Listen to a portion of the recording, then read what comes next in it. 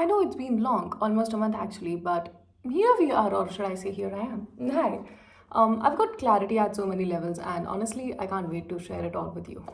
Today, let's talk about the grief of moving on. And I genuinely wish more people talked about the grief that follows you in your shadows when you start to move on. But again, it's only now that I've noticed it myself. The grief isn't loud, although I wish it were.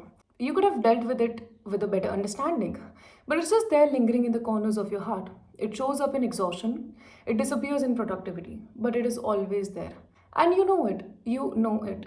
Also, I haven't combed my hair, so excuse me. I really don't know how to point out its position as I can with anxiety because it's all over the place. Sometimes it's in the back of your head, sometimes in the middle of your chest, sometimes it becomes the weight your eyebrows carry, sometimes it comes in the form of sleep and water in your eyes, sometimes in lost appetite, sometimes in the backache. It doesn't stay in one place, it's constantly traveling. You cannot exactly pinpoint it.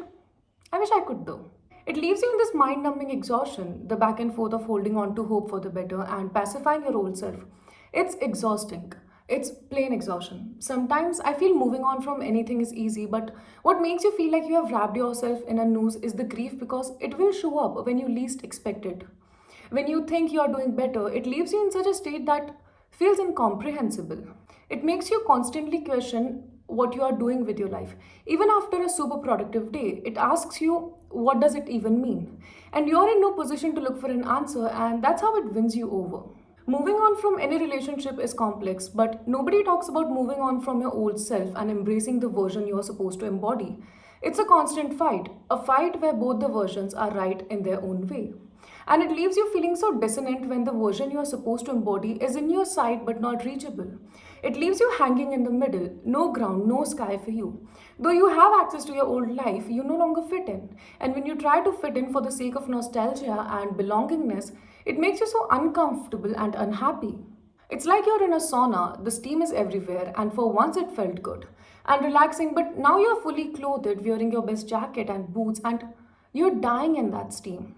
Where you want to cry, and for some days or even months, you do cry when it feels like it. But after some point, it's like, why? And then you reach a point where crying doesn't make sense, even though it will make you feel lighter. There are no tears to shed. I can sense it. I can see something new forming. I can see the old going and the panic it raises. The transition puts your nervous system in a whirlpool. I was already in a jiffy to understand it, and then I visited a few places from my past, and something cracked open in me. The emotional baggage is heavy to carry, but once you feel it, it's liberating in a way I haven't comprehended yet. Grief, I feel, is an emotion that's not talked about the same way we talk about heartbreak, moving on, love, happiness, and even sadness. I feel like, and God, I hope I'm wrong, but I feel like grief is something that never truly goes away. When we talk about time heals everything, I always look at it as there is this void, and we grow so big around it that it looks small in comparison to where we are. I feel like the void is grief, and it's always there. That's it for today. Bye.